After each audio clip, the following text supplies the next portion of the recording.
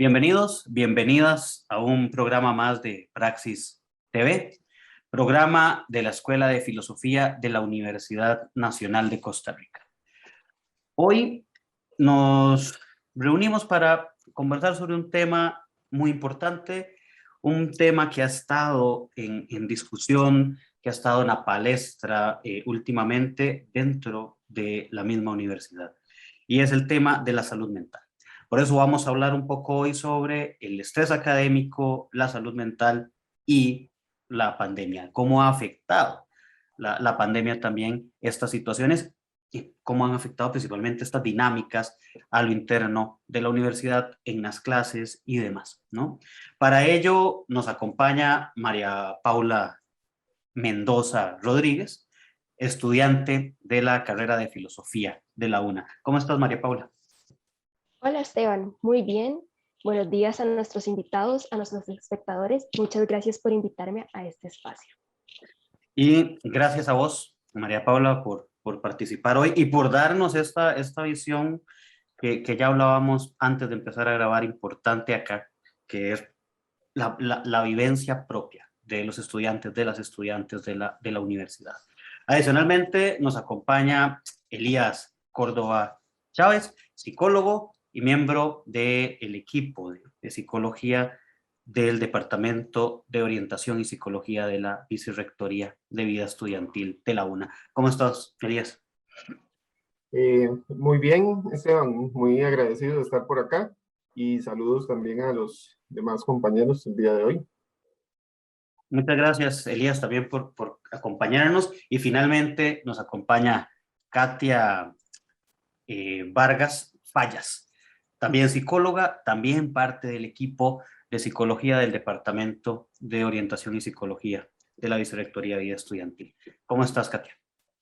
Muy bien, muchas gracias por este espacio, por esta oportunidad y saludos a todos los que nos acompañan también. Bueno, muchas gracias a vos, Katia, también. Muchas gracias a las dos y a Elías por estar hoy con nosotros, con nosotras acá en el programa. Quizá, Katia, si empezamos con vos, con una cuestión posiblemente muy básica, muy inicial, digamos, que es ¿qué es estrés académico? ¿Y cuáles son esos síntomas que nos presenta el estrés académico?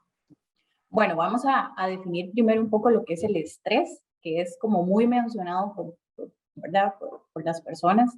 Es un término que pasa en boca de todo el mundo, pero la definición en sí es como la respuesta que tenemos ante un evento o un estímulo que percibimos de manera amenazante. Entonces, esta percepción que tenemos va a hacer que tengamos una respuesta tanto cognitiva como fisiológica ¿verdad? De ese evento al que tenemos que afrontar. Entonces, aquí hay un elemento importante que es cómo yo lo percibo, ¿verdad? Cómo percibo yo ese evento o ese elemento, y si lo percibo de una forma un poco amenazante o que no lo puedo enfrentar o que tengo que de alguna forma buscar los recursos para enfrentarlo, me va a generar una reacción fisiológica que me va a preparar, ¿verdad? Para responder a esa situación. Y el estrés académico, pues entonces es la respuesta del estrés que tengo yo, que presento ante la demanda académica que en ese momento se está dando. Entonces llámese horarios, exámenes, trabajos. Entonces es una serie de elementos que pueden hacer que la persona responda con un nivel de estrés. Aquí es importante apuntar que el estrés vamos a ver, nos permite tener una respuesta adaptativa a esa situación que estamos enfrentando. Entonces, ¿por qué? Porque de alguna manera nos da la alerta de que tengo que responder de alguna forma y tengo que resolver esa situación. ¿Qué es lo que pasa? Cuando el estrés se vuelve crónico o cuando ¿verdad? Los recursos que yo tengo para enfrentarlo no son los suficientes o el estrés se mantiene a lo largo del tiempo, es cuando ya no es una respuesta funcional o adaptativa, sino que más bien va a generarnos problemas en nuestro organismo, ¿verdad? Desde la parte cognitiva, ¿verdad? Porque nos puede afectar tanto en la memoria, en los procesos de atención, de concentración, como a nivel también físico, porque nos puede generar algunas molestias como la gastritis, la colitis, cefalea atencional, insomnio, ¿verdad? Que son ya síntomas que ya nos generan pues algún malestar. Entonces, aquí lo que es importante es que el estrés en un nivel, podríamos decirlo como moderado, nos puede ayudar a responder a esa situación por la que estamos atravesando, pero ya un estrés en niveles muy elevados sí puede generarnos consecuencias negativas y eso es a lo que hay que poner atención. Bien, muchas gracias, Katia, por esta introducción. Hablamos muchas veces de estrés y no sabemos, ¿verdad? Realmente a qué nos lleva. Ahora, la pandemia, ¿verdad? Nos ha enfrentado a una incertidumbre a la que, a ver, socialmente hemos perdido un poco la posibilidad de lidiar con la incertidumbre, ¿verdad? Y pues la pandemia yo creo que nos ha llevado a un momento muy fuerte, ¿verdad? Afectado socialmente, ¿verdad? Y ha disparado lo que ustedes llaman, ¿verdad? Los factores de riesgo. Entonces, Elías, quizás si mencionamos un poco, ¿verdad? Sobre esos factores de riesgo que están ahí presentes y que además deberíamos de prestarles atención, ¿no? Bueno, muchas gracias, Esteban. Vamos a ver, vos hablabas ahorita precisamente de esta situación de pandemia, ¿verdad? Eh, Creo que la pandemia ha llegado a visibilizar más la incertidumbre, porque la incertidumbre siempre ha existido, pero creo que este es el momento en que toda la humanidad nos hemos sentido con mayor incertidumbre. Entonces, esto viene a sumar, ¿verdad? Algunos factores que ya existían previamente en la población e incrementan, como dice el nombre, el riesgo, ¿verdad? Dentro de algunos de los factores asociados a un estrés, ¿verdad? Perturbador, está en los aspectos cognitivos. Ahora la compañera hablaba de la percepción que la persona tiene respecto a las demandas del exterior, ¿verdad? Entonces, la interpretación negativa que yo tenga respecto al mundo, respecto a mí mismo o respecto a los otros, ¿verdad? Va a generar que yo perciba esa amenaza, como decía la compañera, o esa demanda, la perciba de una manera muy negativa. Entonces, un factor de riesgo tiene que ver cómo yo interpreto mi mundo, ¿verdad? Además de esto, pues bueno, hay que contemplar, ¿verdad? Si soy una persona hipersensible a lo que son las reacciones emocionales. Recordando que que las emociones son reacciones, ¿verdad? Que no son controlables. Y si yo tengo una percepción muy sensible de mis reacciones, pues eso incrementa la afectación. Además de esto, tenemos todo un componente de aprendizaje, tanto desde el núcleo familiar, cómo aprendemos nosotros a afrontar esas situaciones, como desde el aspecto social, ¿verdad? Va a condicionar qué estilo de afrontamiento tengo yo. Entonces ese es un factor de riesgo. Si yo tengo un estilo de afrontamiento pasivo o quizás evitativo de las situaciones, pues no me va a facilitar, ¿verdad? El que yo tenga la adaptación necesaria o la resistencia necesaria para este problema, ¿verdad? Para afrontar este problema. Además de esto, bueno, pues hay algunos otros temas como, por ejemplo, los estilos de personalidad, ¿verdad? Estilos de personalidad muy introvertidos, quizás muy perfeccionistas, rígidos, ¿verdad? Eso también puede incrementar la afectación que pueda tener por el estrés. Y pues bueno, hay muchísimos más. Sin embargo, quise ejemplificarles un poco los más generales, ¿verdad? Para que tengan una idea y puedan gestionar de una mejor manera el estrés, ¿verdad? Sí, ya más adelante vamos a hablar un poco sobre el manejo del estrés, sobre otras cuestiones que son importantes, pero quisiera preguntarle un poco a María Paula y aquí poder vincular ahora el desempeño profesional de ustedes respecto a lo que ella nos plantea, porque ha habido una demanda, digamos, lo hemos visto en los últimos meses de parte de la población estudiantil de diversas universidades respecto a la carga académica y precisamente, digamos, como ya mencionaban Katy y Elías, esa forma en que posiblemente la carga académica eh, se percibe como amenazante a mi tranquilidad, a mi paz, no solo a la idea de que ya tenemos claro que cuando entramos a la universidad nos vamos a someter a un estrés específico en el proceso de aprendizaje, pero que ha sobrepasado muchos elementos. Y además de los elementos sociales, el aislamiento y demás, ¿verdad? Que ha afectado en esto. Entonces, María Paula, yo quisiera hasta que nos contaras acá, que nos hablaras un poco, ¿verdad? Sobre estas demandas, lo que han conversado, tu audiencia particular, lo que has conversado con tus compañeros, lo que hablaron previo incluso a aceptar participar en el programa. Bueno, Esteban, en relación con las demandas por parte de la comunidad estudiantil que mencionas con respecto al tema de salud mental, sí siento que ha habido un descontento por parte de los y las estudiantes, pues ellos consideran que se encuentran desamparados ante la atención de su salud o posiblemente que las instituciones pertinentes no dan un seguimiento adecuado. Yo he conversado con varios compañeros, compañeras al respecto y muchos de ellos me han comentado que el estrés que ciertos profesores tienen eh, en cumplir lo propuesto dentro de los programas de cada curso desemboca en una, ¿cómo podríamos decir? En una transmisión recíproca de ese estrés, me lo transmite a mí como estudiante.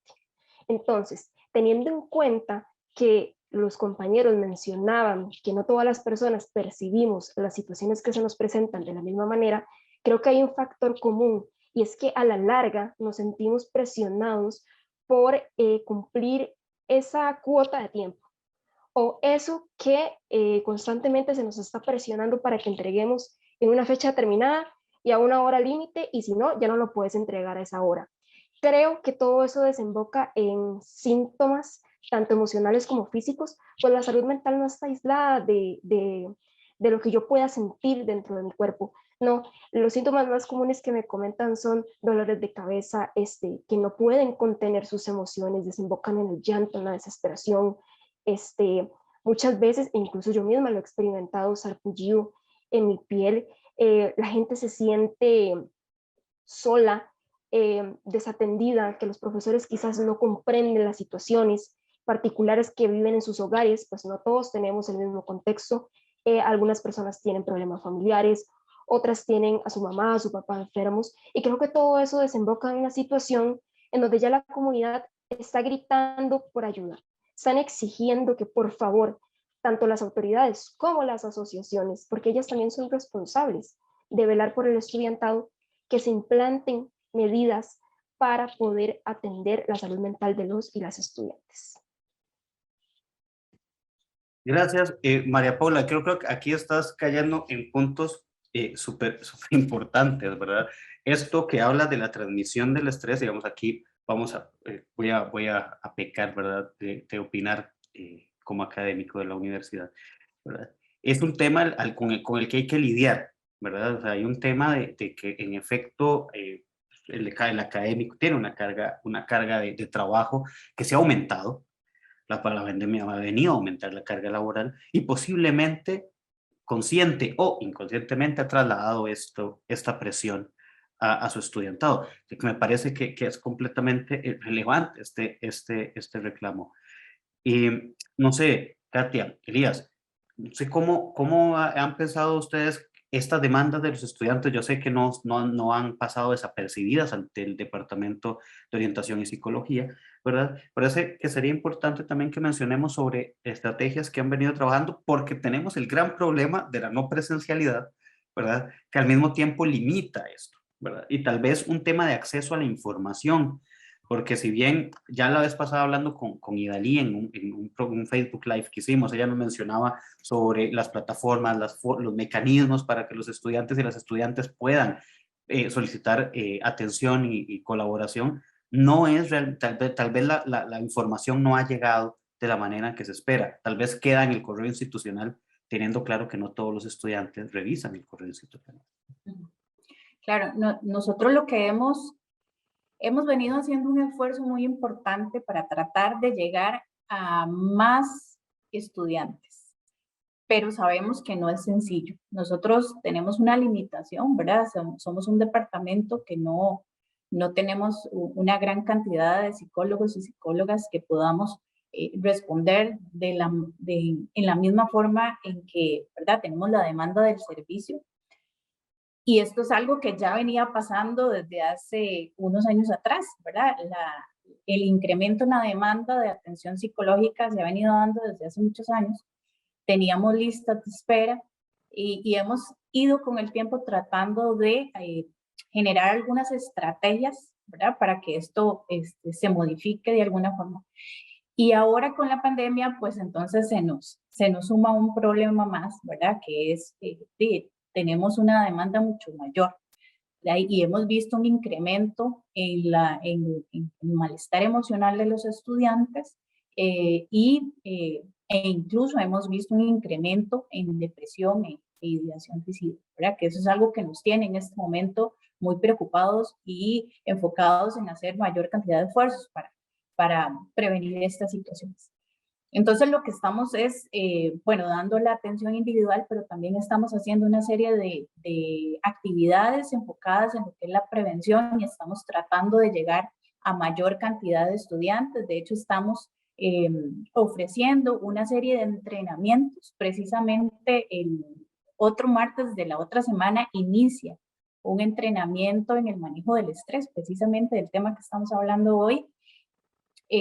Estamos tratando de promocionarlo por redes sociales, en el correo institucional también.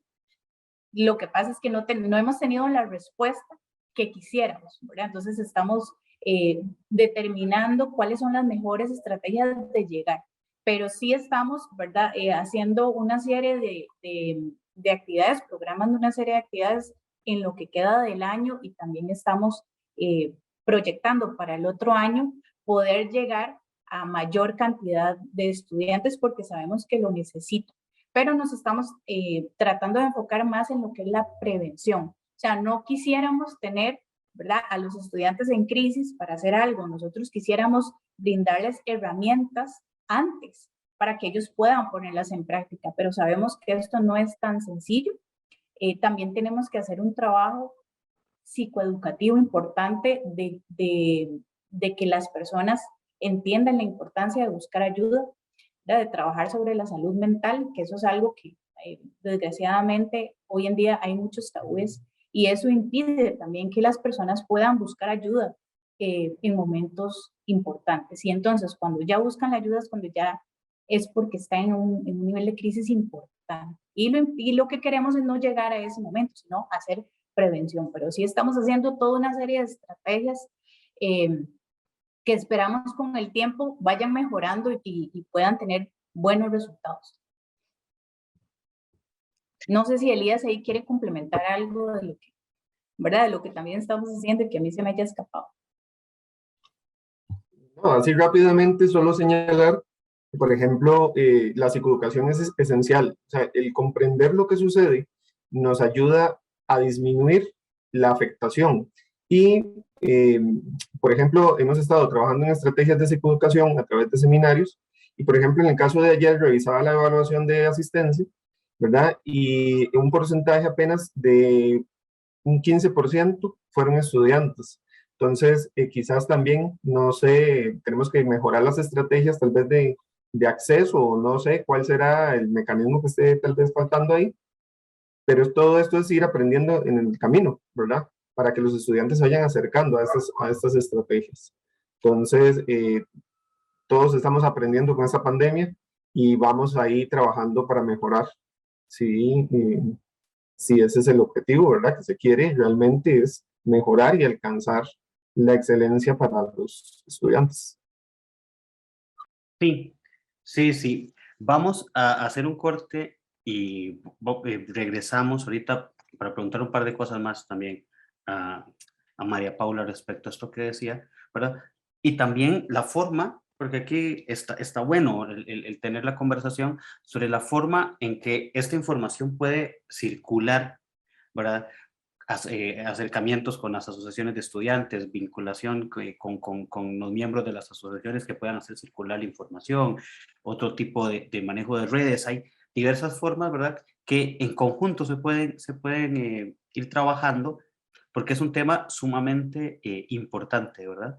Eh, no hacemos mucho con una planificación de unos programas de curso maravillosos, una preparación increíble y demás, si a la hora de enfrentar la clase, la situación emocional de los estudiantes, de las estudiantes, no permiten, ¿verdad? Esa fluidez y que se aproveche bien el tema, ¿no? Entonces, pero es un tema súper interesante y ya vamos a regresar a seguir hablando de ello. Ya volvemos a Praxis TV.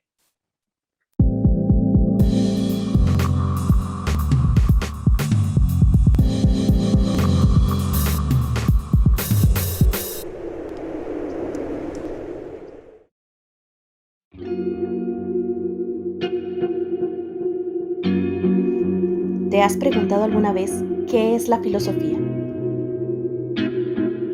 Bueno, la filosofía es la búsqueda del conocimiento de todas las cosas, del mundo, de la naturaleza, del ser humano. Es ir en búsqueda de la verdad. La filosofía se compone de distintas áreas que de manera crítica intentan analizar las relaciones entre los seres humanos, las relaciones con otras criaturas, la forma como conocemos y cómo razonamos sobre el mundo.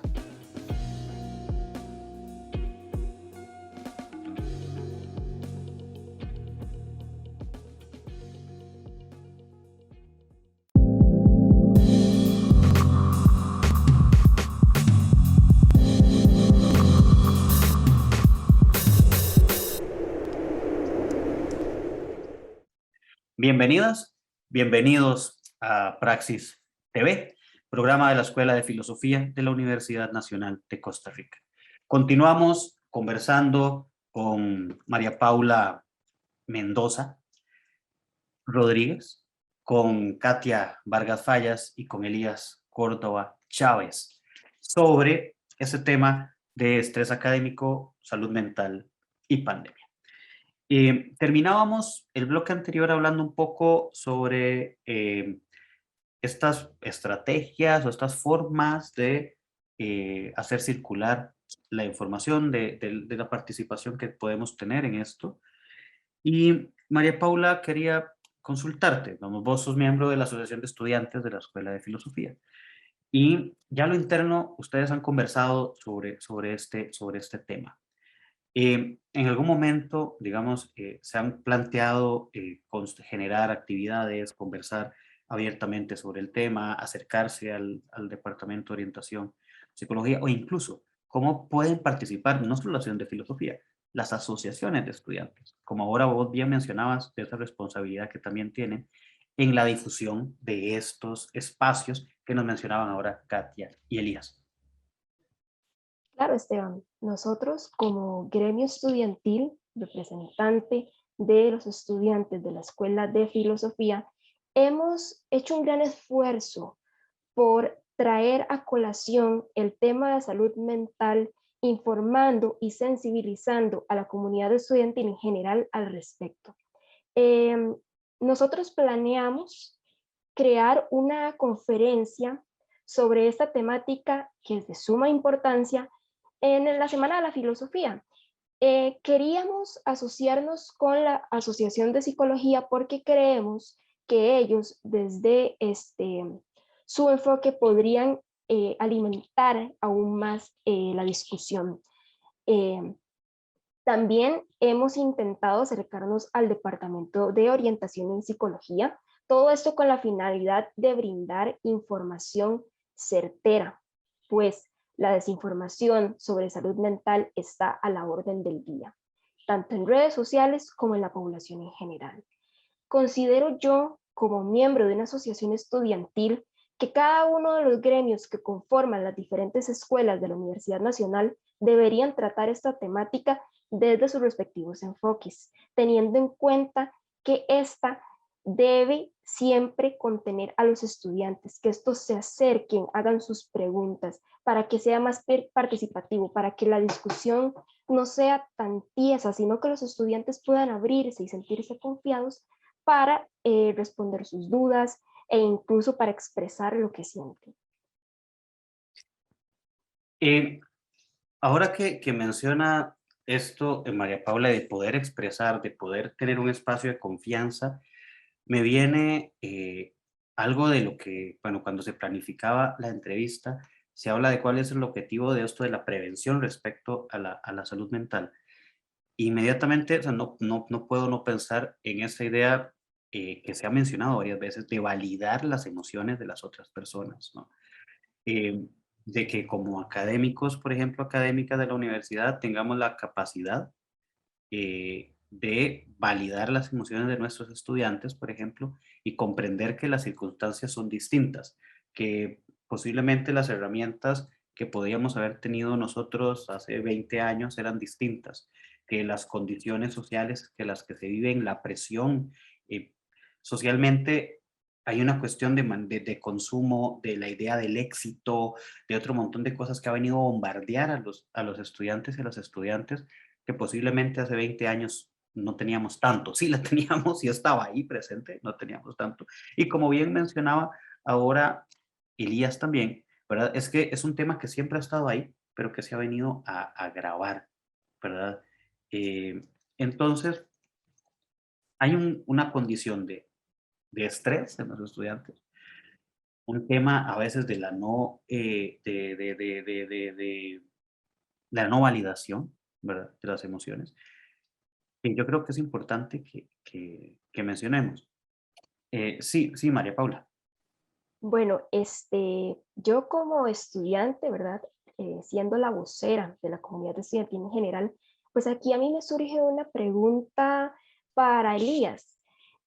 Y bueno, esta no es solo una pregunta personal, sino yo creería que es algo que toda la comunidad estudiantil en general se ha cuestionado al respecto. ¿Qué técnicas de relajación ustedes recomendarían para poder lidiar con el estrés? Muchas veces uno quizás en esta situación de confinamiento, de que ahora recibimos clases desde la presencialidad remota, pues se encuentra en una situación donde no puede acceder como quisiera a un profesional.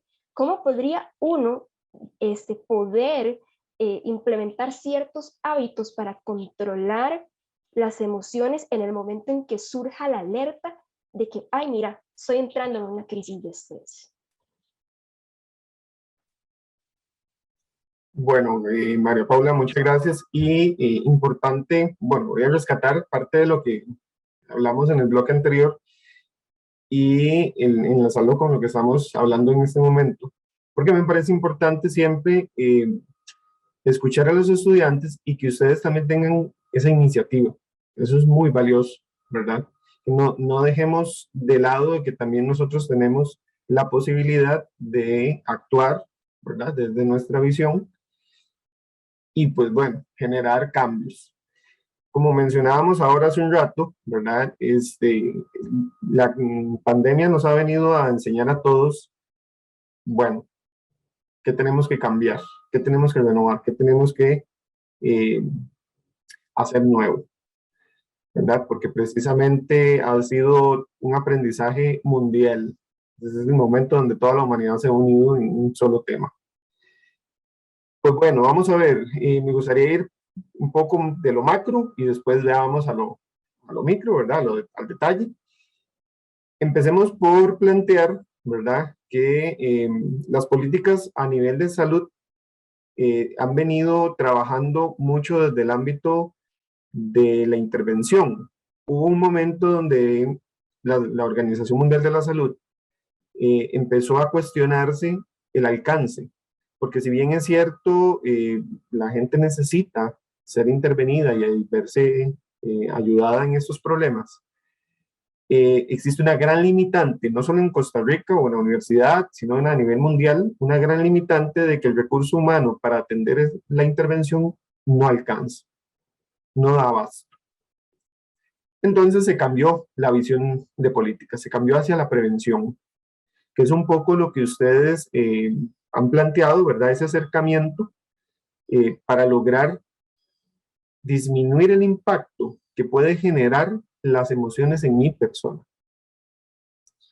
Un poco de lo que se ha venido trabajando es en informar, ¿verdad? Que es necesario. En la medida en que cada uno de nosotros conocemos lo que nosotros vivimos, nuestras reacciones, nuestra fisiología, ¿verdad? Nuestro entorno, en la medida en que nosotros tengamos conocimiento, va a empezar a disminuir el impacto. Ya desde ahí, ¿verdad? Ya estamos aprendiendo algo que nos puede ayudar. Entonces, el que nosotros transmitamos ese conocimiento les puede permitir a ustedes, ¿verdad? Que empiecen a entenderse. ¿Por qué me pasa esto? ¿Verdad? Porque es necesario. Ahora la compañera hablaba hace un momento de la importancia que tiene el estrés. Todas las emociones tienen una función, ¿verdad? Y es una función adaptativa. En la medida en que yo entiendo mi emoción, me permite a mí adaptarme. Entonces, pues bueno, un poco lo que veníamos conversando es que las políticas van dirigidas a la prevención para abarcar la mayor cantidad de población, ¿verdad? El objetivo primordial es que nosotros podamos disminuir el impacto que generan las emociones o las crisis, en este caso de la pandemia, el impacto que genera en la mayor cantidad de población posible. Y para aquellas personas que ya están siendo afectadas, ¿verdad? Pues bueno, que podamos disminuir la afectación, que puedan generar una adaptabilidad pese a la condición que ya tienen. Entonces, parte de esto, María Paula, para ir respondiendo a su consulta sobre las técnicas, ¿verdad? Vamos a conversar un poco respecto a algunas técnicas que se pueden implementar desde, ¿verdad? Ahí donde estoy sentado frente a mi computadora, puedo implementar algunas, ¿verdad? No sé, ¿verdad? Si empezamos por algo que es muy, digámoslo así, algo que ha quedado invisibilizado y que me parece a mí que es uno de los primeros componentes que tenemos que empezar a trabajar. Y tiene que ver con el sueño, ¿verdad? Los estudiantes han tenido muchos problemas, ¿verdad? A raíz del sueño y ya desde la fisiología, ¿verdad? Se empiezan a ver afectados. Entonces, tal vez podemos empezar por ahí, ¿verdad? De la parte fisiológica y continuamos con algunas técnicas que pueden ir aprendiendo el día de hoy, ¿verdad? Que ese es el objetivo. Entonces, ¿verdad? No sé si eso responde un poco lo que veníamos conversando anteriormente para ir ya entrando en materia con lo que tiene que ver con qué hago, ¿verdad? Entonces, María Paula, no sé si te queda alguna duda con respecto a ese tema para continuar con las técnicas. Pues no tengo ninguna duda y estoy lista para escuchar las técnicas. Bien, bueno, podemos empezar, sí, como decía Elías, me parece que el tema del sueño es súper importante. Uno lo ve, digamos, quienes tenemos hijos y en estas edades lo vemos en nuestras casas, ¿verdad?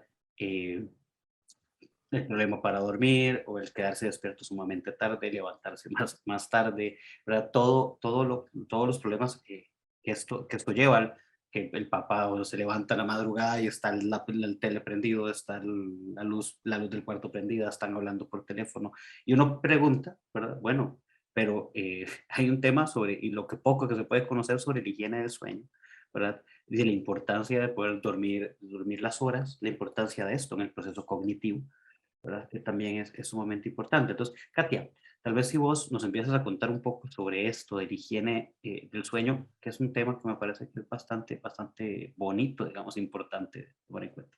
Sí, gracias. Sí, definitivamente el sueño es sumamente importante. Ahora usted lo decía en la parte cognitiva vamos a ver, en la vida universitaria muchas veces el sueño es a lo que menos importancia se le da y es lo que más se sacrifica, ¿verdad? Yo tengo estudiantes que me dicen, no, es que últimamente me estoy acostando a las 12 de la noche por los trabajos, por los pendientes, o me levanto mucho más tarde y todo esto viene como a alterar un poco el patrón de sueño de la persona. Entonces, el insomnio es uno de los síntomas que se presentan cuando hay niveles de estrés elevados. Y el insomnio puede tener consecuencias importantes, tanto a nivel cognitivo, como lo decía Esteban, como también a nivel físico. Entonces, tratar de remediar esto se hace importante porque incluso se ha demostrado que las personas que tienen un insomnio crónico o que no tienen buenos hábitos de sueño, tienen mayor predisposición a generar algún trastorno, ¿verdad?, emocional, como ansiedad y depresión. Entonces, cuidar el sueño es súper importante. Y la higiene del sueño son una serie de estrategias que podemos aplicar y poner en práctica para que el sueño o tengamos una mayor calidad del sueño y no se vea alterado. Entonces, por ejemplo, técnicas como el acostarnos a una misma hora y levantarnos a una misma hora es sumamente importante para que se establezca un patrón de sueño a nivel ya fisiológico.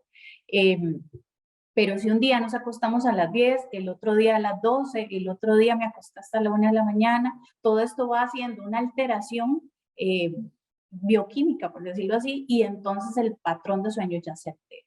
Entonces la probabilidad de que tengamos despertares o un sueño de poca calidad aumenta. Entonces es importante tener un horario de sueño establecido, pero un horario también para despertarse, inclusive los fines de semana. Yo sé que eso cuesta mucho, ¿verdad? Pero es importante mantenerlo. Hacer actividad física es sumamente importante, ¿verdad? Eso nos ayuda a regular el sueño porque nos permite liberar las toxinas que acumulamos con el estrés. Y eso nos va a relajar nuestro cuerpo y va a ayudar a que también podamos dormir mejor. Pero es importante que la actividad física no la hagamos cerca de la hora de dormir porque entonces más bien nos vamos a activar más y nos va a costar mucho quedarnos dormidos. Entonces es importante que esa actividad física la hagamos ya sea en las primeras horas de la mañana, en la tarde, pero no cerca de la hora de dormir, porque hay gente que dice, ay, sí, me quedó tiempo para hacer ejercicio a las 8 de la noche, y las 8 de la noche ya es muy cerca ¿verdad?, de esa hora de dormir, y entonces eso nos va a activar más y nos va a alterar el patrón de sueño. También es importante recibir la luz del sol, eso es sumamente importante para que el ciclo de sueño se pueda regular. Tratar en la medida de lo posible de no llevarnos las preocupaciones a la cama. Yo sé que eso a veces cuesta mucho porque cuando hay un nivel de estrés importante tendemos a lo que nosotros en psicología llamamos la rumiación cognitiva, ¿verdad? La rumiación cognitiva es cuando yo estoy pensando y pensando en un mismo tema y le doy vueltas a algo y me quedo ahí como, por decirlo así, patinando, ¿verdad?, en ese mismo tema.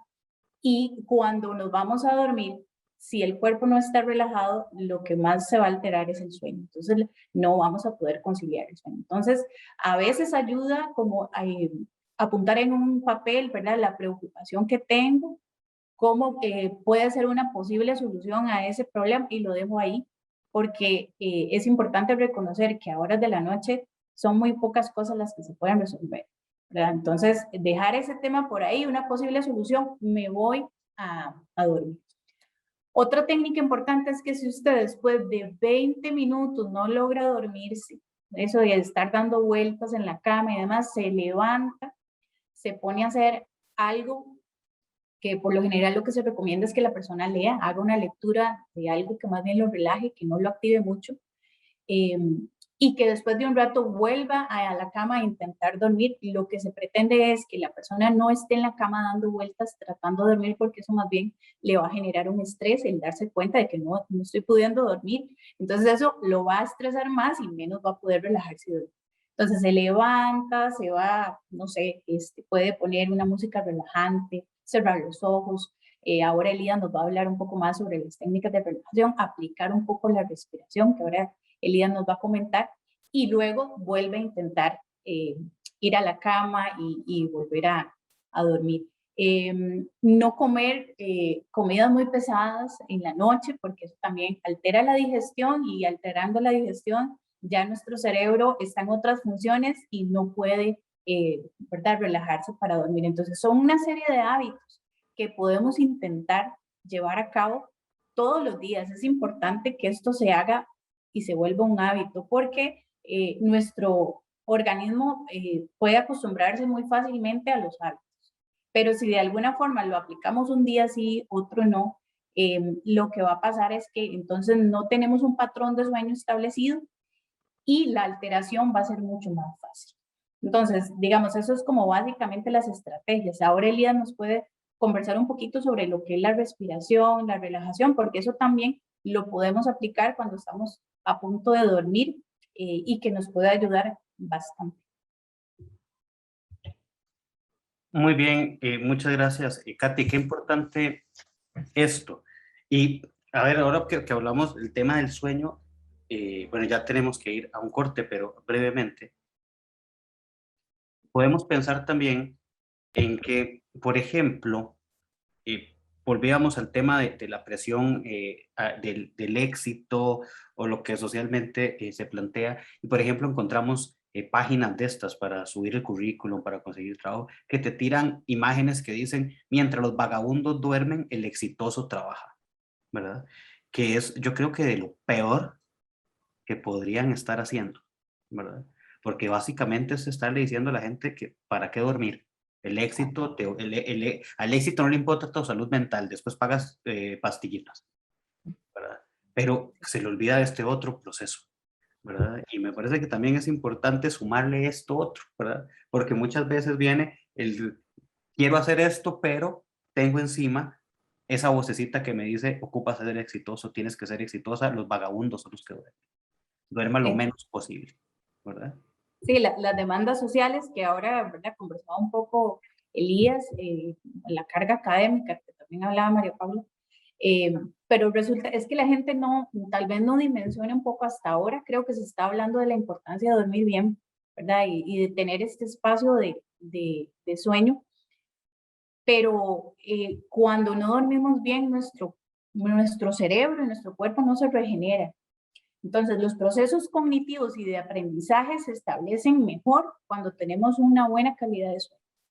Entonces, de nada nos sirve estar desvelándonos por estudiar si nuestro cerebro no está logrando almacenar bien esa información y no la está procesando adecuadamente, porque es en el sueño donde esos procesos se logran consolidar.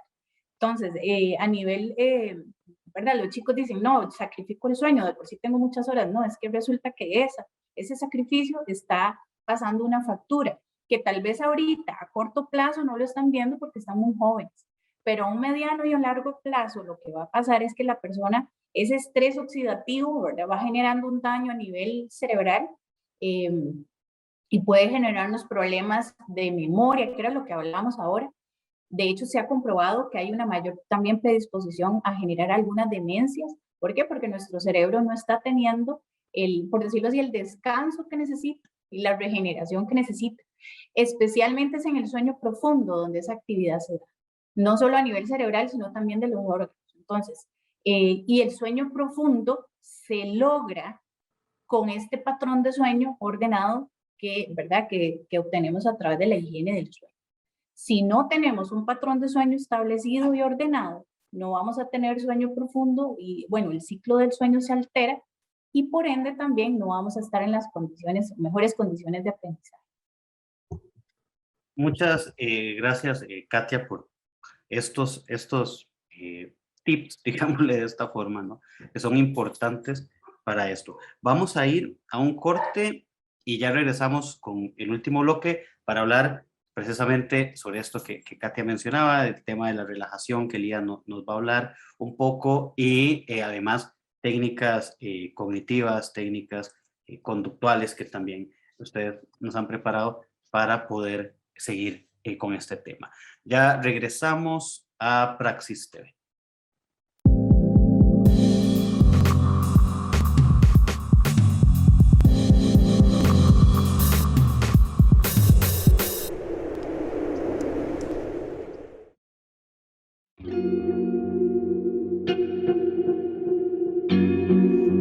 ¿Te has preguntado alguna vez qué es la filosofía? Bueno, la filosofía es la búsqueda del conocimiento de todas las cosas, del mundo, de la naturaleza, del ser humano.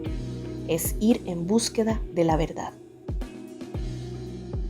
La filosofía se compone de distintas áreas que de manera crítica intentan analizar las relaciones entre los seres humanos, las relaciones con otras criaturas, la forma como conocemos y cómo razonamos sobre el mundo. La ética es la disciplina filosófica que estudia el bien y el mal, sus relaciones con la moral y el comportamiento humano en sociedad.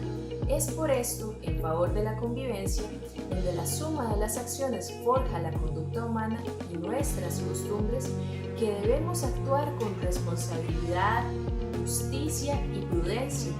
Esto considerando que nuestras acciones tienen consecuencias incluso sobre nuestro entorno y nuestro porvenir.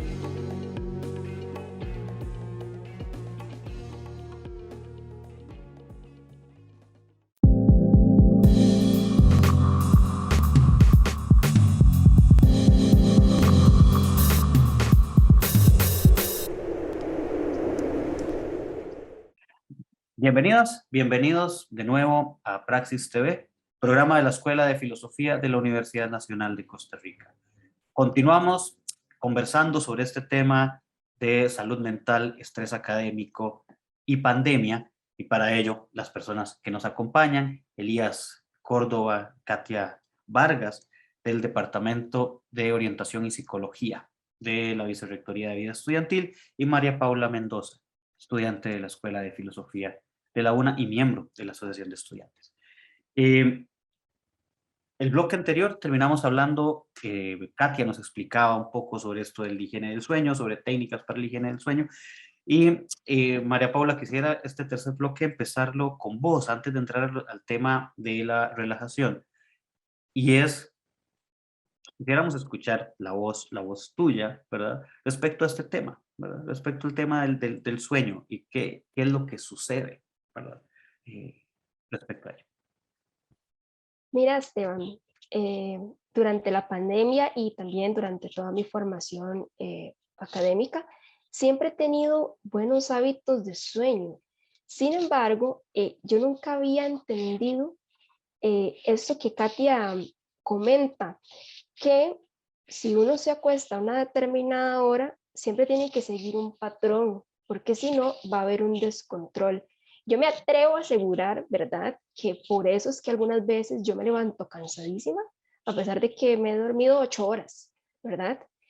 Y inconscientemente o tal vez conscientemente, yo he ejecutado cierto tipo de malas conductas que han afectado en ciertos momentos mi salud mental. Pues como todo estudiante yo me he sentido a veces desesperada, que por terminar un trabajo, y yo suelo tener un proceso creativo muy lento como filósofa. Sé que mis futuros colegas y vos tienen pues su forma de redactar, su manera, digamos, de llegar a la inspiración, pero yo siempre suelo exigirme mucho, como que soy muy perfeccionista con lo que yo escribo o con lo que yo hago, y eso en parte me genera no solo estrés, sino que también insomnio, porque o sea, hasta me quedo pensando en el ensayo toda la noche, incluso he llegado a soñar con eso, y al final esto lo que me desemboca es en un descontrol de sentimientos y yo me siento como acorralada, o sea, no sé cómo controlarme. Ya digamos, la tranquilidad suele llegar cuando uno cumple con el trabajo o cuando yo considero que el tema, que el ensayo que trabajé son pertinentes y acorde a lo que a mí me gusta. Que bueno, esa es como mi manera de redactar y de crear conocimiento. Sin embargo, sí he sentido que esa parte yo la he descuidado. O sea, quizás omitido ciertos pasos de la higiene del sueño, los he dejado de lado, todo por cumplir con las cuotas de exigencia que yo misma me proyecto en mi mente, y también por no por ser una estudiante responsable, porque sí lo soy, aclaro, y no porque digamos, porque los profesores quizás me estén presionando constantemente para hacer un trabajo. Creo que en la facultad me he topado con docentes que realmente pues te dan el tiempo estimado para poder hacer tus cosas, pero creo que yo me siento presionada por un sentido de retribuirles esa confianza que ellos han depositado en mí, de entregar las cosas al tiempo en que me lo exigen, y siempre mantener esa visión ante ellos de ser una estudiante dedicada y que se preocupa por los estudios.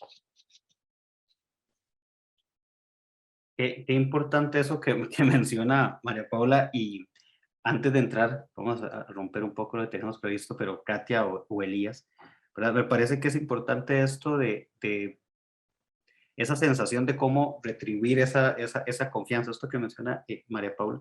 Yo creo que a muchos también nos pasa y incluso cómo sostener la imagen de estudiante responsable, de estudiante que es bueno, ¿verdad? Etcétera, etcétera.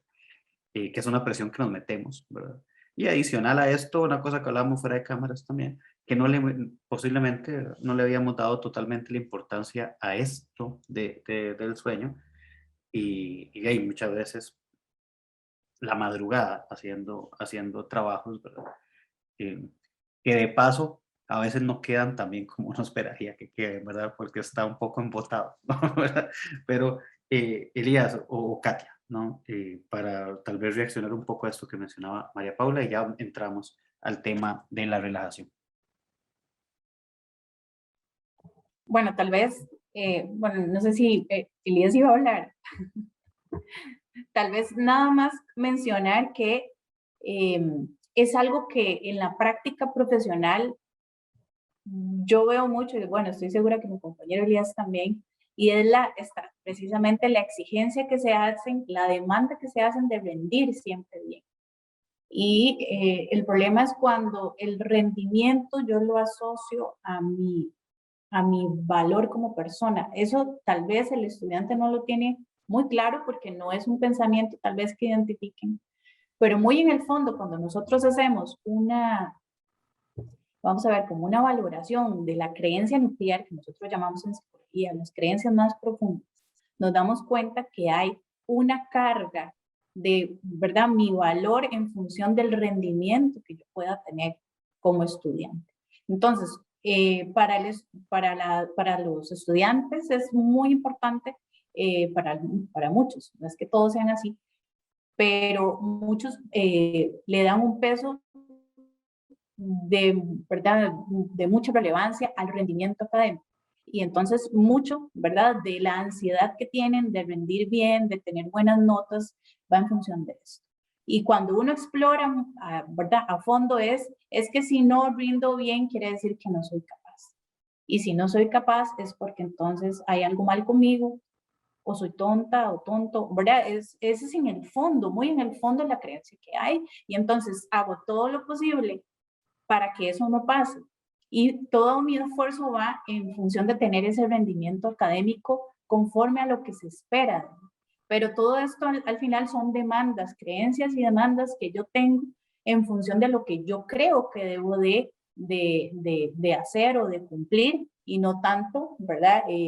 Tal vez incluso lo que el profesor está demandando, sino más bien es lo que yo me impongo. Y eso al final nos pasa una factura importante. Pero aquí lo esencial es que la persona sea consciente, ¿verdad? ¿verdad?, cuál es la necesidad o dónde está escrito que yo siempre tengo que rendir bien, que yo siempre tengo que cumplir, que siempre tengo que tener un rendimiento altísimo en mis notas, y a qué precio, ¿verdad?, estamos teniendo, ¿verdad?, a partir de esa demanda que me estoy haciendo. No sé si Elías quiere complementar un poquito. Sí, gracias, Katia. Precisamente lo que quería era atreverme un poco a entrar en el ámbito de ustedes, ¿verdad? Y tal vez algún que otro estudiante que lo haya investigado. Pero esta teoría de psicología, de cómo nosotros hacemos la evaluación de las demandas, viene a raíz, ¿verdad?, de los estoicos, del estoicismo, ¿verdad? ¿Por qué? Porque partimos del hecho de que no son, como dice Epicteto, no son las cosas que me suceden lo que me afecta, sino es la valoración que yo hago de lo que me está sucediendo. Entonces, a partir de ahí, la evaluación que nosotros hagamos de esas demandas, ¿verdad?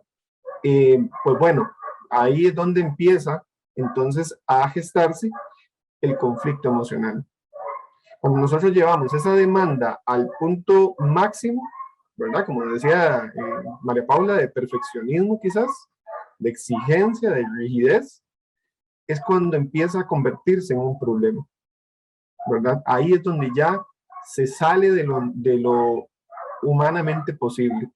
Katia decía, por ejemplo, bueno, ¿qué dice que yo tenga que rendir siempre bien? O sea, ¿quién rinde siempre bien? ¿Verdad? Veamos yo ahora hace poco ponía un ejemplo de las Olimpiadas. Veamos los deportistas de élite. O sea, ¿cuántos de ellos fallaron en sus pruebas y llevan años trabajando para eso? Entonces, es un poco la valoración que hacemos. Ahí más adelante vamos a ver las técnicas que tienen que ver con la parte cognitiva, ¿verdad? Algunas no nos las podremos trabajar hoy porque es demasiado amplio el tema, pero bueno, algunas sí podrán servirles para eso precisamente que está diciendo María Paula. Y para responder, porque dejé la pregunta un poco a medias, ¿verdad? Lo de la relajación, empezamos con la parte fisiológica porque es importante tomar en consideración nuestro cuerpo. Somos seres multidimensionales y una dimensión es la física. Entonces, ya Katy hablaba del sueño. Y yo quería introducir ahora que María Paula decía y el compañero Esteban también hablaba de que a veces nos dejamos abrumar.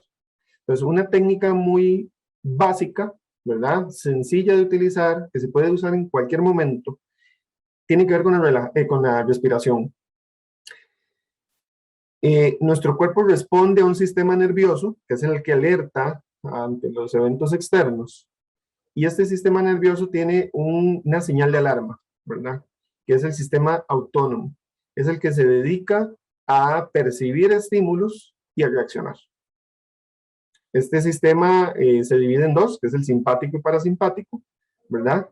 Y en la medida en que somos o estamos siendo amenazados por un evento, pues el simpático se acciona. Es como la alarma de una casa, ¿verdad? Se acciona, ¿verdad? Avisándonos que algo está mal. Como dije, son sistemas autónomos. No podemos manejarlos a disposición como nosotros nos gustaría, pero podemos influir. Y a través de la respiración se puede influir en el sistema contrario, que es el sistema parasimpático. ¿Cómo? Bueno, muy sencillo. Vamos a tomar una posición cómoda, relajada, ¿verdad? Y vamos a empezar a respirar profundamente por la nariz. Pero, ¿verdad? Acá está el primer paso importante. Es que no vamos a respirar con la parte superior del pecho. Vamos a respirar con la parte inferior. Tratando de que el abdomen, ¿verdad? Sea lo que más se mueva, lo que más se extienda a la hora de respirar. Esto porque esto genera un movimiento en el diafragma, que es un músculo que tenemos en el cuerpo medio, en el tronco medio, y eso va a activar el sistema parasimpático. Entonces, primer paso, para hacerlo ya por pasos. Primer paso, respiramos profundamente por la nariz, inflando el abdomen, despacio, no tenemos prisa, ¿verdad? Vamos a sostener ese aire unos 3, 4 segundos y lentamente lo vamos a exhalar por la boca, ¿verdad? Todo el aire, ¿verdad? Dejando salir todo el aire. Esto, vamos a ver, es despacio, es concentrados únicamente en respirar, ¿verdad? Nos va a permitir que el sistema nervioso parasimpático empiece a apagar la señal de alerta. Este ejercicio es súper básico, se utiliza en meditación, ¿verdad? Se utiliza en meditación. Existe un doctor allá en España que utiliza este ejercicio de relajación a través de la respiración para realizar procedimientos quirúrgicos, ¿verdad? Es interesante, por ahí tal vez en algún momento lo vean. Pero bueno, pueden hacerlo en cualquier momento. Yo siempre le digo a la gente, vea, practíquelo en la mañana, cuando se levanta. Practíquelo antes de los alimentos. Practíquelo, ojalá, antes de hacer un trabajo, antes de dormir. Entre más veces se haga, más vamos a mantener nuestro cuerpo en un estado equilibrado y mejor reacción vamos a tener ante el ambiente. Como les digo, es súper sencillo. Hay videos, hay aplicaciones de celular, ¿verdad? Que les pueden, ¿verdad? Ayudar a gestionar el ritmo de la respiración y es súper simple de hacer. Entonces, los invito a que ¿verdad? Tomen en cuenta esa relajación, ¿verdad? Esa técnica. Y adicional, bueno, rápidamente quiero explicarles otra, que es, tal vez es un poco más compleja, pero vamos a ver si lo puedo explicar de una manera más resumida. La técnica tiene que ver con tensar y relajar grupos musculares. Entonces, comenzamos tensando, por ejemplo, los músculos del rostro y fruncimos el rostro como si estuviéramos enojados, ¿verdad? Y los relajamos. Tensamos los músculos del cuello, ¿verdad? Tratamos como de tensarnos como cuando estamos, ¿verdad? Que ya queremos explotar y los relajamos. Cada grupo muscular, brazos, pecho, espalda, piernas, vamos haciendo el mismo ejercicio. Tensamos y relajamos. Esto porque cuando estamos en un estado de crisis, ¿verdad? Muy fuerte, nuestro cuerpo reacciona, se tensa, ¿verdad? Para responder a esa demanda. Pero también podemos ayudarle a relajarse. Entonces, esto nos ayuda a entender que nuestro momento de tensión va a pasar. No es eterno, no me va a pasar absolutamente nada grave, va a pasar. Y nos ayuda en momentos cuando ya estamos un poquillo, ¿verdad? Sintiendo la presión del momento, ¿verdad? Entonces, tensamos, relajamos. Tensamos las piernas como empujando el suelo, ¿verdad? Y las relajamos. Ese es otro ejercicio que se puede hacer ahorita que estamos en teletrabajo o que están estudiando. En cualquier momento lo pueden hacer. ¿De acuerdo? Algunas técnicas ahí rápidamente, ¿verdad? Que no nos da el tiempo para hablar más a profundidad, pero por lo menos para que vayan aprendiendo algunas. Muchas gracias, Elías. Sí, no nos da el tiempo, pero bueno, podríamos buscar los espacios y las formas también para poder tener más programas o por lo menos cápsulas o algo que podamos hacer que nos ayuden con este tema, ¿no? Katia, también nos mencionaban en el proceso de formular la entrevista sobre técnicas cognitivas, ¿verdad? Para manejo del estrés. Entonces, quisiera que pudieras conversarnos también un poco sobre esto. Sí, básicamente las técnicas cognitivas se enfocan a trabajar un poco la parte del pensamiento cuando estamos con un nivel de estrés elevado. Entonces, hay una muy básica que podemos aplicar, que es la que se le llama como la hora de pensar. Y es que cuando tenemos un problema que está constantemente presente en nuestra mente, ¿verdad? Lo que ahora llamábamos un poco la rumiación cognitiva, ¿verdad? La rumiación es lo que hacen las vacas, de masticar y masticar y masticar. Ese es un término que se aplica también para la parte de psicología, cuando tenemos un problema, ¿verdad? Que está ahí muy presente. La parte de la rumiación es muy poco funcional, porque la persona está inmersa en un pensamiento sobre una preocupación, pero no está resolviendo. Entonces, como que nuestro cerebro se pone en un modo de sobrepreocupación, ¿verdad? Lo que se llama el overthinking, pero no resuelve. Entonces, al final no nos sirve de nada. Entonces, la hora de pensar es tratar de hacer un autocontrol cuando estamos como en automático en esa rumiación. Y lo que le decimos a los pacientes es, bueno, usted está bien cuando usted está en esta rumiación y siente que no puede dejar de pensar en ese problema, porque eso es una característica importante. Usted tiene derecho a pensar, pero en una hora específica. Entonces, la hora de pensar es, ok, usted, si es un problema que está dando vueltas desde hace mucho tiempo y no, de alguna forma, no se puede resolver en el momento, entonces vamos a darle un tiempo específico para esa preocupación. Entonces, por ejemplo, todos los días de 11 a 12 mediodía, la persona puede dedicar ese tiempo a pensar en ese problema. Entonces, de 11 a 12 piensa todo lo que quiere, todo hace una filosofía de la vida y en relación al problema y como, ¿verdad? Pero a las 12 en punto se le dice, ok, a las 12 en punto ya usted terminó su tiempo de esa preocupación. A las 12 en punto ya usted se pone a hacer otras cosas, se concentra. A lo largo del día puede ser, y es muy probable que la persona tenga esa tendencia otra vez a volver a pensar en eso. Pero lo que se le dice es, no, hasta el otro día a las 11 de la mañana usted va a volver a tener el tiempo de pensar en todo eso, digamos como esa hora, pero hasta el día siguiente. Entonces es una técnica básicamente de autocontrol. Y se vuelve paradójico un poco, porque entonces los estudiantes se dan cuenta, o los pacientes se dan cuenta que pues en esa hora no se preocupó ¿verdad? Tanto que lo que quería preocuparse, pero al resto del día, entonces dice, ay no, ya no puedo hasta mañana. Entonces al final se dan cuenta que lo que se logra es controlar la sobrepreocupación que se tiene y logran manejar mejor el estrés. Entonces, bueno, esa es la hora de pensar que sí funciona mucho y además permite hacer autocontrol sobre esta rumiación, que si no le ponemos un alto, la mente sigue como en ese modo automático y ahí puede pasar mucho tiempo, pero eso es un riesgo mayor para generar algún tipo de depresión o ansiedad.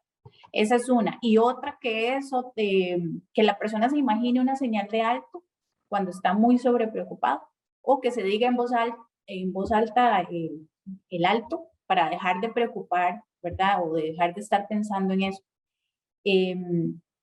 Puede ser que a algunas personas les funcione más la hora de pensar y puede ser que a otras sí les funcione más esta autoinstrucción de decirse alto en voz alta, valga la redundancia. Eso depende de cada persona, pero bueno, esas son algunas técnicas cognitivas que la persona puede ubicar y que son fáciles de aplicar. Sí, también nos mencionaban, vamos casi cerrando, pero también nos mencionaban sobre las técnicas conductuales. Me genera ahí también, ¿verdad? ¿A qué se refieren con esto? Formas de modificar la conducta, lo único que podría imaginarme, ¿verdad? De lo que se refieren con esto. Bueno, no sé si Elías quiere iniciar allí.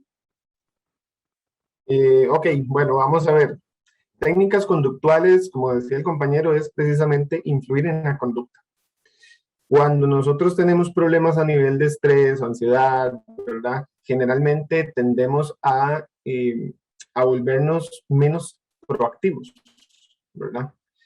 Entonces, la idea con esto es, bueno, que podamos concentrar nuestra energía mental y física en actividades del aquí y del ahora, del momento presente, ¿verdad? No quedarnos en la rumiación de pensamiento, como decía Katia, ni tampoco irnos al futuro, ¿verdad? Y estar preocupados por algo quizás que en este momento no está pasando. Entonces, existen muchísimas técnicas a nivel conductual. El día de hoy, bueno, pues les voy a comentar una que es así de manera breve, ¿verdad? Que tiene que ver con el manejo del tiempo, ¿verdad? Cómo yo gestiono mi tiempo. Mucho se habla del establecimiento de rutinas. Pues sí, establecer rutinas nos ayuda porque nuestro cerebro está diseñado de una manera tan perfecta, ¿verdad? Que busca rutas cada vez más eficaces de hacer las cosas. Entonces, ayudarle al cerebro a través de la conducta y ayudarnos a nosotros a nivel emocional. El establecer rutinas nos ayuda a desarrollar, ¿verdad? Hábitos, como decía la compañera, nos ayuda a organizar nuestro tiempo y nos permite ser más flexibles, ¿verdad? A la hora de pues bueno, dedico tiempo para trabajar, pero también dedico tiempo para descansar y relajarme. Entonces, una de esas, así rápidamente, se llama la matriz de Eisenhower, ¿verdad? Me disculpo si así no se pronuncia el apellido de este señor, pero se llama así, matriz de Eisenhower. Y lo que trata es de priorizar tareas en una organización por categorías. Tiene 4 categorías, que es lo más importante, pero que no es urgente, ¿verdad? Lo que sí es muy importante y es muy urgente, y lo que es no importante, tampoco urgente, y la última, ni es urgente, ni es importante, ¿verdad? Entonces, esa matriz la pueden encontrar en internet, hay muchísimas imágenes que traen la explicación más completa, pero para que les quede por lo menos la inquietud, ¿verdad? Por ejemplo, el autor planteaba de que si nosotros identificamos una tarea como muy importante y urgente, él dice, hágalo ya. Si por el contrario, la tarea es importante, pero no urgente, planifíquelo, ¿no? Póngale un tiempo estimado. Cuando la tarea no es importante, ni tampoco es urgente, hay 2 opciones. O lo minimizo, ¿verdad? Lo dejo por ahí en algún momento para algún espacio libre, o simplemente lo desecho. Porque no es importante y tampoco es urgente. Y la última, bueno, si es urgente, de que tengo que hacerlo, pero no es importante ni es relevante que yo lo haga, lo puedo hacer en momentos de, ¿verdad?, que sobren, o lo puedo delegar, ¿verdad? Entonces, esta forma de distribuir tareas que este autor plantea es una forma de nosotros aprender a priorizar el trabajo, porque resulta, ¿verdad?, y tal vez la compañera Paula me corrige, que muchas veces los estudiantes, ¿verdad?, vemos que nos llegan correos y correos, ¿verdad?, de muchas cosas por hacer, y empezamos con uno y seguimos con otro, ¿verdad?, y no nos concentramos. Entonces, esta técnica es aprender a priorizar para concentrarme, y eso reduce mucho el problema de estrés, ¿verdad? No Muchas sé si gracias. te iba a complementar. Katia. Hay una técnica que es como muy rápida, se llama resolución de problemas y tiene como 4 pasos básicos. El primero es identificar el problema, ¿verdad?, que tengo concretamente, porque a veces lo vemos muy en abstracto, pero con esto es como que yo me siente y escriba cuál es el problema que necesito resolver. Después de que lo tengo identificado, voy a poner una lista de posibles soluciones para resolver ese problema. Luego voy a hacer una lista de los pros y los contras de poner en práctica cada una de esas posibles soluciones que pensé, y luego ya es poner en práctica la solución. Puede ser que esa no resulte adecuada, entonces tengo que cambiarlo, pero lo importante es que la persona tenga claro, identifique qué es lo que tiene que resolver, vea las posibles soluciones y lo pueda llevar a cabo. ¿Qué es lo que pasa? Cuando la persona queda mucho en la preocupación, pero no resuelve, ahí es donde el estrés incrementa. Pero si de alguna forma la persona identifica qué es lo que tiene que resolver y sabe cómo hacerlo, eso le da una sensación de autoeficacia, o sea, sé cómo lo puedo hacer. Y como ya tengo una ruta establecida, ya sé lo que puedo hacer, entonces ya me enfoco y ya tengo una sensación de que lo estoy resolviendo. El problema es cuando me quedo ahí, sé que tengo un problema, pero no sé qué hacer. Entonces, esta técnica puede ayudar un poquito a que la persona pueda concretar en función de eso que necesita resolver. Por ejemplo, si el estudiante necesita postergar menos porque procrastina mucho, entonces voy a investigar cómo no procrastinar tanto y entonces ser más efectivo o eficiente a la hora de entregar trabajos. Esa es otra de las técnicas conductuales que teníamos para ofrecerles. Muchas gracias a ambos con esto, porque además nos ayudaría bastante a esto último que mencionaba Katia, no dejar todo para última hora, ¿no? Que también es parte de algo que genera mucho estrés, también como académicos nos pasa, ¿verdad? Y es un círculo, porque de un momento a otro todos los trabajos los están haciendo todos al mismo tiempo y a uno también como académico le llegan todos los trabajos juntos al mismo tiempo, lo que genera una cadena de estrés enorme.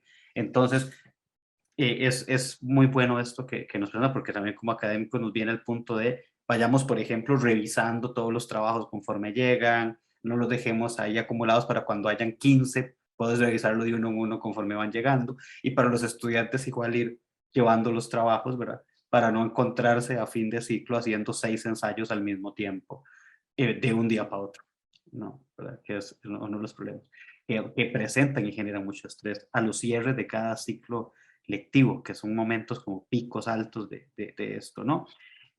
María Paula, ya el programa se nos ha hecho un poco más largo, pero creo que valía la pena, ¿verdad? Esto. Y no sé si tienes alguna pregunta adicional, ¿verdad? Ahora mencionabas algo en el corte, entonces te doy la palabra. Claro, Esteban. Mira, creo que esta es una situación que todos y todas hemos pasado en algún momento, y es que nuestros compañeros nos buscan como una especie de refugio, ¿verdad? Para exponernos lo que sienten, eh, también como el estrés que están sufriendo con toda la carga académica. Y eso es normal, debido a la situación en la que nos encontramos, porque las experiencias con el mundo real se han transportado a una pantalla, ¿no? Son intangibles. Y algunos dirán, ay, qué filosófico, ¿verdad? Pero creo que es un ejemplo que calza perfectamente con lo que trato de decir, ¿no? Que ahora el contacto con las sensaciones, las experiencias, las personas se dan desde la virtualidad. Y eso nos ha encancillado a todos, no de forma intencional, hacia una individualidad, donde ahora ya no podemos saber cómo lidiar con ciertas situaciones que quizás anteriormente se hacían menos difíciles de llevar a cabo.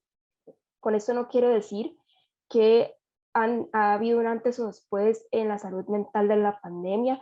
Creo que el estrés entre ambos contextos se ha manejado de la misma forma, pero creo que teniendo en cuenta el ambiente académico en el que nos desenvolvemos hoy en día, se ha vuelto más frecuente que las personas se sientan deprimidas, aisladas, estresadas, e incluso muchas veces han desembocado en depresiones muy graves, ¿no? Y mi pregunta es la siguiente: yo como estudiante, ¿qué papel debo tomar para poder ayudar al otro? ¿Y hasta qué punto puedo yo decirle, mira, necesitas ayuda psicológica? ¿Qué señales puedo identificar yo, tomando en cuenta que soy solamente la que está presenciando lo que el otro siente? Ok, bueno, Paula, excelente pregunta, ¿verdad? Siempre como seres humanos o seres sociales vamos a buscar, ¿verdad?, vernos respaldados y acompañados por el otro, principalmente entre pares, ¿verdad? Es muy frecuente. Y pues bueno, es importante que nosotros podamos tener la sapiencia para saber hasta dónde, ¿verdad? Hasta dónde puedo yo influir, hasta dónde yo puedo ayudar, ¿verdad? Todos tenemos nuestros límites. Entonces, partiendo de ahí, ¿verdad? Lo importante es escuchar, es una forma, una técnica, ¿verdad? En la cual la persona se siente acompañada. Muchas veces es solo escuchar, ¿verdad? Entonces, eso ayuda muchísimo, ¿verdad? Muchos teóricos hablan acerca de la catarsis, ¿verdad? Que es esta distensión emocional a través de la palabra. Entonces, solo escuchar ya eso genera muchísimo, muchísimo apoyo. Cuando yo puedo identificar que no puedo ayudar, cuando ya vemos que la persona presenta disfuncionalidad en su diario vivir, ya cuando la persona empieza a mostrar signos de que lo que está pasando ya es incontrolable con los recursos que cuenta. Entonces ahí es importante que derivemos hacia un profesional, ¿verdad? Y pues bueno, en el Departamento de Orientación y Psicología tenemos varios programas, ¿verdad?, en los cuales podemos trabajar con los estudiantes para ayudarles en este aspecto. Sí quisiera mencionarle que me parece muy importante que los estudiantes tengan ese gusto y ese deseo también por colaborarle a sus compañeros. Para ello, nosotros hemos pensado en una estrategia específica que me gustaría que vos que estás en este ambiente directamente, ¿verdad?, académico, estudiantil, compartas con tus compañeros, y ahora los que están tal vez escuchando el programa o viendo el programa también lo puedan replicar, ¿verdad? Y tenemos ya le digo la fecha, 19 de octubre, ¿verdad?, de 9 a 12 mediodía, tenemos una propuesta, ¿verdad?, que es una capacitación en primeros auxilios psicológicos, que es precisamente cómo actuar yo cuando una persona está en un estado de crisis, ¿verdad? Ese primer acercamiento con esa persona. Y adicional a esto, ¿verdad?, queremos trabajar también el tema de la prevención del suicidio.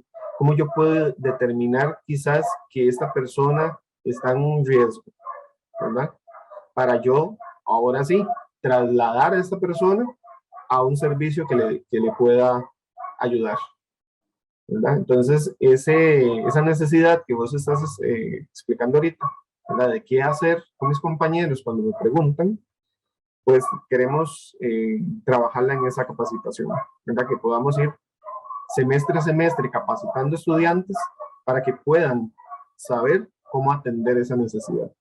Y agradezco muchísimo que hayas hecho esa pregunta, ¿verdad? Y espero que comprometerte, decíamos ahora hace un rato, ¿verdad?, para que ayudes a replicar esta información. 19 de octubre de 9 a 12 mediodía. Y vamos a estar a través de redes sociales comentando, ¿verdad?, cuáles van a ser los procesos de inscripción a este tipo de capacitaciones. Entonces espero haber respondido su inquietud y que nos ayudes con ese tema también. Gracias, Elías. Katia, tal vez para ya cerrar el programa, si nos cuenta de algunas actividades que se están planeando ahora para el mes de octubre o lo que resta del año. Sí, bueno, hoy 30 de octubre se está iniciando un entrenamiento en gestión de emociones. Eso va dirigido de septiembre, va dirigido a estudiantes. También ya iniciamos otro del manejo del estrés. Y también tenemos para el 14 y 21 de octubre, es así, de octubre, un taller de autocuidado para docentes, que también nos parece muy importante que ellos puedan recibir estos espacios donde puedan tener estas estrategias y puedan un poco aprender a manejar el estrés, que para ellos también es importante. Entonces, este taller de autocuidado para docentes se va a llevar a cabo el 14 y 21 de octubre.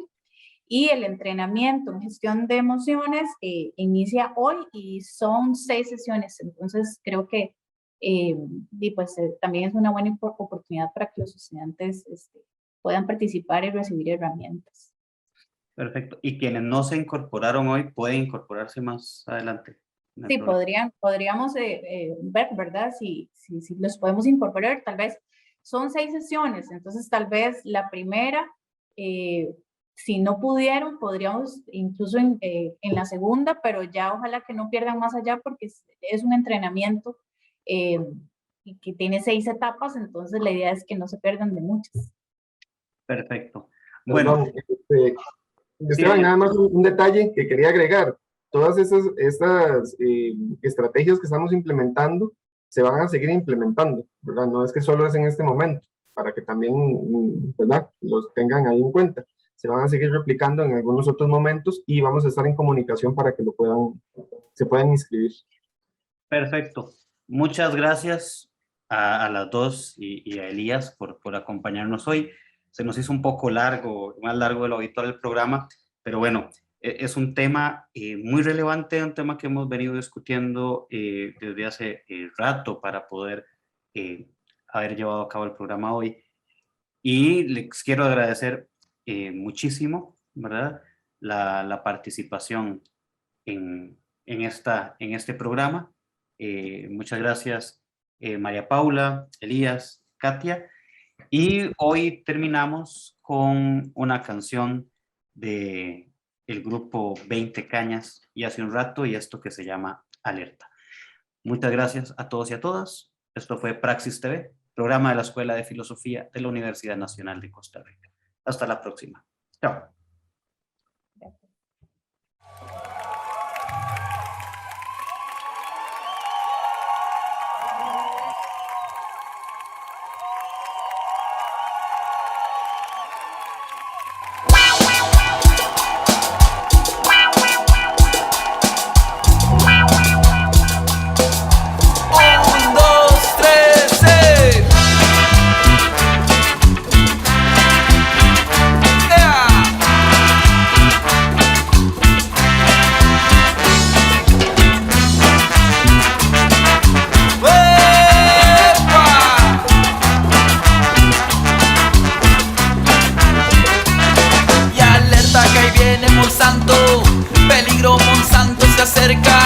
Resiste que ahí viene Monsanto a dañarte la tierra y comprarte tu alma.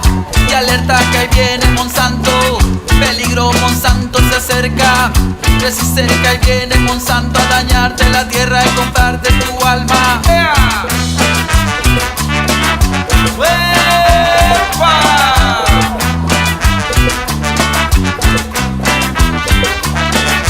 Venga don Pedro a mi casa, que hoy yo lo invito al almuerzo. Volvamos al tiempo de mi abuelo y compartamos lo que tenemos. Y vamos soñando en colectivo y dejemos a un lado el egoísmo. Y vamos soñando en colectivo que la tierra no es de nadie sino de todos. Venga don Pedro a mi casa, que también ahora es su casa. Tráigase un par de saquitos para darle un poquito de la siembra. Y vamos soñando en colectivo y dejemos a un lado el egoísmo. Y vamos soñando en colectivo que la tierra no es de nadie sino de todos. Y alerta que ahí viene Monsanto, peligro Monsanto se acerca. Resiste que ahí viene Monsanto a dañarte la tierra y cortarte tu alma. Y alerta que ahí viene Monsanto, peligro Monsanto se acerca. Resiste que ahí viene Monsanto a dañarte la tierra y comprarte tu alma. ¡Ska!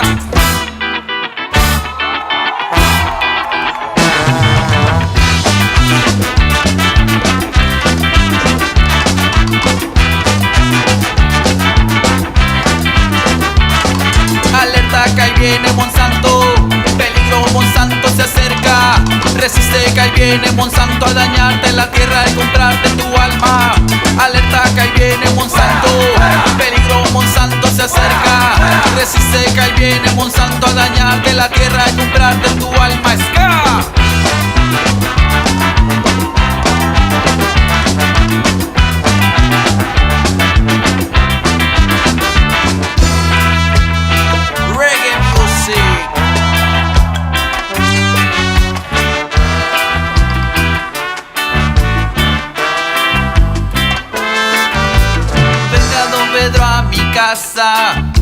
Que hoy yo lo invito al almuerzo.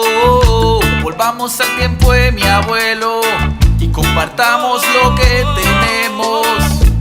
Venga don Pedro a mi casa, que también ahora es su casa. Tráigase un par de saquitos para darle un poquito de la siembra. Y alerta que ahí viene Monsanto, peligro Monsanto se acerca. Resiste que ahí viene Monsanto a dañarte la tierra y comprarte tu alma. Y alerta que ahí viene Monsanto, peligro Monsanto se acerca. Resiste que ahí viene Monsanto a dañarte la tierra y comprarte tu alma. Alerta que ahí viene Monsanto, peligro Monsanto se acerca. Resiste que ahí viene Monsanto a dañarte la tierra y comprarte tu alma.